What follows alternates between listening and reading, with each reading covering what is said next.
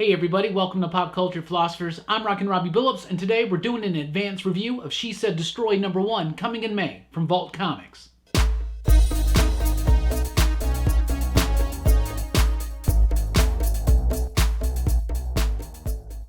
And that's right everybody, thanks for checking out the video. Today I'm going to be talking about She Said Destroy #1. I got an early look. This book comes out from Vault Comics on May 29th, so be on the lookout. I definitely encourage you to pre-order it. I really liked it. And yet another stunning, solid debut issue from a Vault Comics series. They're seriously doing some of the greatest sci-fi and fantasy comics out there, and She Said Destroy is a nice blend of both sci-fi and fantasy. Really cool stuff. The basic premise is that all of humanity has been taken over in the belief and following of one god, and the sun god, the goddess of the sun, right?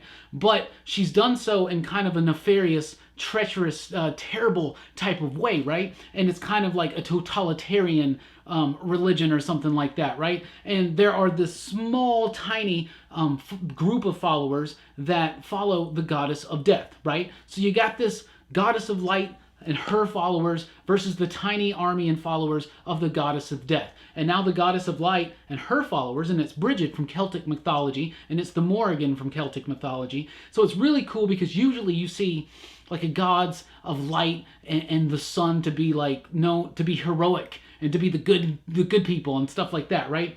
And usually the goddesses of death and destruction and things like that, they wind up kind of becoming the villainous roles, right? But in this story, that gets swapped, it gets flipped around, and it does so very cool. The great thing about this first issue is how efficiently it gets its point across, how efficiently it introduces characters, it gets right into the story. Really good job. It's written by Joe Corallo with artwork by Liana Kangas, coloring by Rebecca Nalty, and lettering by Melanie Ujimori. Fantastic work from the entire team. Like I said, it's a great sci-fi and fantasy. It's a nice blending of both. So even though it deals with gods from Earth mythology and humanity, it's done still in space, so it has this kind of cool space opera feel.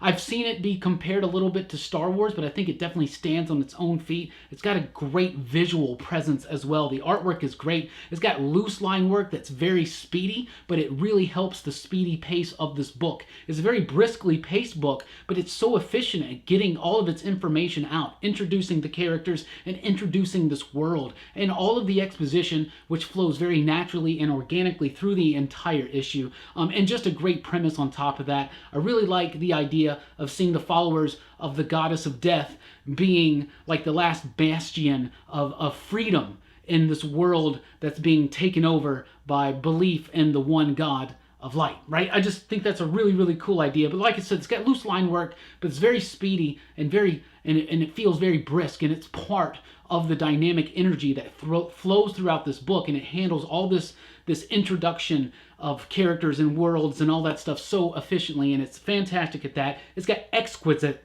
colors, fantastic coloring. It's amazing. It's both delicate, classic, and modern. It's great. It's got just this luscious, beautiful tone, and the colors, the way they fade into one another. It's a very bright, colorful book, even though it's got this kind of story that could be very dark, but it's really approached in a very fun, vibrant, shiny type way. Really like that. And it's got great lettering throughout, fantastic sound effects and things like that, and it all works together to make one really cool package, a very briskly paced introduction to this idea and the premise, to this new world and characters. Great artwork that has no wasted lines. It gets the point across. It does its job. Exquisite coloring. Fantastic. That's the word I want to use, even if I can't say it right all the time.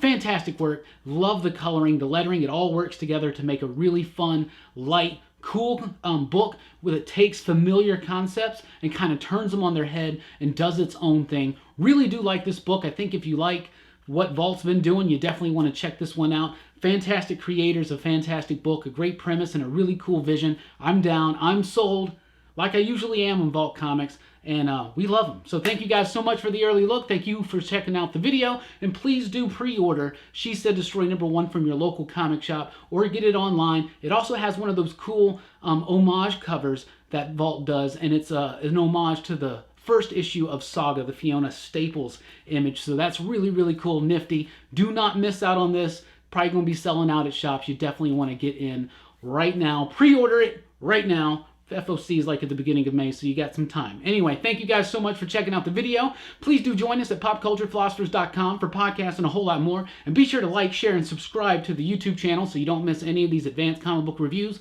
or the weekly comic book reviews or movie reviews or the Robbie Rants live streams or anything like that. Don't miss it.